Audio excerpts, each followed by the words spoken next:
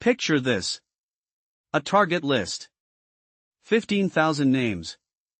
And the thing building that list, ranking the targets, deciding who gets struck first, isn't a person. It's an algorithm. This isn't science fiction. It's happening right now. Armies around the world are wrestling with one question: in war, who makes the decision to kill? A human, or a machine? Today, I'm taking you into the darkest, fastest changing corner of modern warfare. A place where artificial intelligence is being weaponized, where targets are chosen in seconds, and where humanity may be facing its greatest moral test yet. Let's get into it. Part 1, when the machine picks the target. The modern battlefield doesn't look like it used to. There was a time when a commander would study a map, read intelligence reports, and spend hours, sometimes days, deciding on a target. Now that process takes seconds. Israel's AI-powered targeting system is one of the most striking examples of this shift. It scans enormous volumes of data, flags potential targets, and hands human operators automatic recommendations. Reports suggest nearly 15,000 targets were struck in the first 35 days of one campaign alone. Stop and think about that. 15,000 decisions. No human team could process that volume, at that speed, without machine assistance. So what's really at stake here? It's how much a human trusts the machine. Because when a recommendation pops up, is there actually time to question it? Or does the human become just another figure clicking approve? Now let's shift the scene to the skies over Ukraine. Here, warfare evolved in a completely different direction. Ukrainian forces turned ordinary commercial drones into AI-enhanced lethal weapons, cheap, fast to produce, but devastatingly effective. Russia countered with heavily armed autonomous ground vehicles like the Urun-9. But here's the most fascinating part: both sides pushed hard into electronic warfare, trying to jam and disable each other's drones. And that triggered something new. Engineers are now building drone systems with no link back to a ground operator at all, the systems that keep flying even if the signal is cut, because the drone finds and strikes its target entirely on its own. That's a fundamental shift in the nature of war. We're talking about weapons that no longer need a human operator to make the final call. And this technology isn't theoretical, it's being tested on the battlefield right now.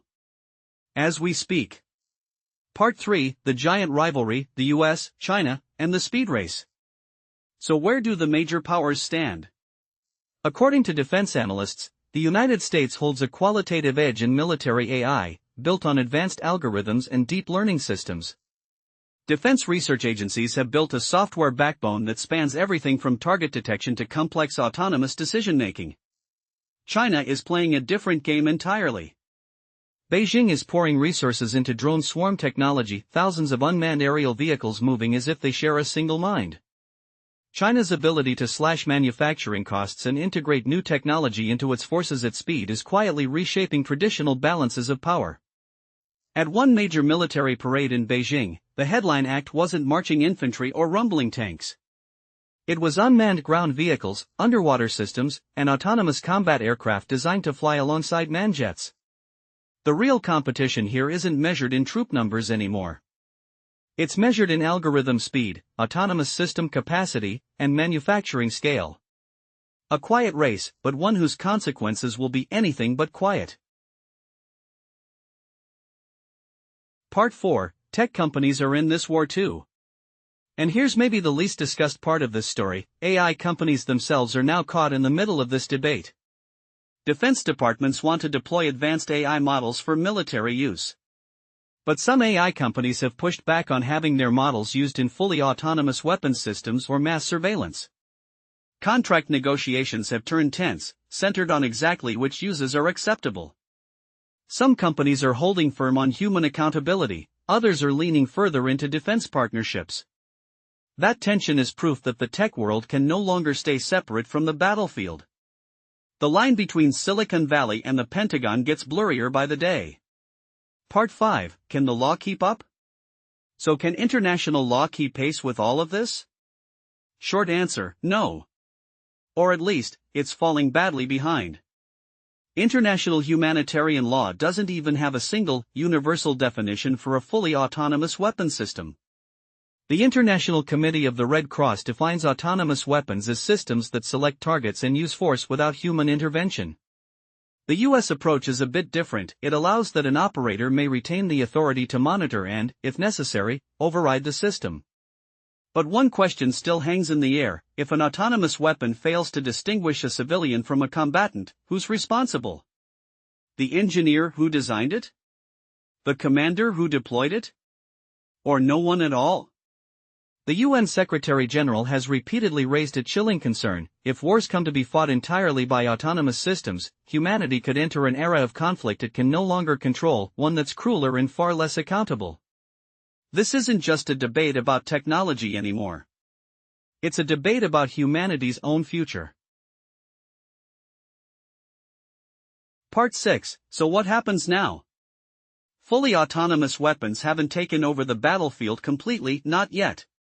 But semi-autonomous systems, weapons that operate under human oversight while AI handles most of the decision-making, are already out there. And with every passing month, human involvement shrinks a little more. Maybe the real question isn't who wins the AI arms race? Maybe it's this: after those wars are fought, how much of humanity's own judgment will be left standing? Because once we tell an algorithm, you choose the target, taking that decision back might be far harder than we think. And maybe history will show that the biggest arms race of this century wasn't won with missiles or nuclear warheads at all, but line by line, in code. So, are we ready to hand that decision to machines? Thanks for watching. If you found this valuable, don't forget to subscribe to the channel for more videos.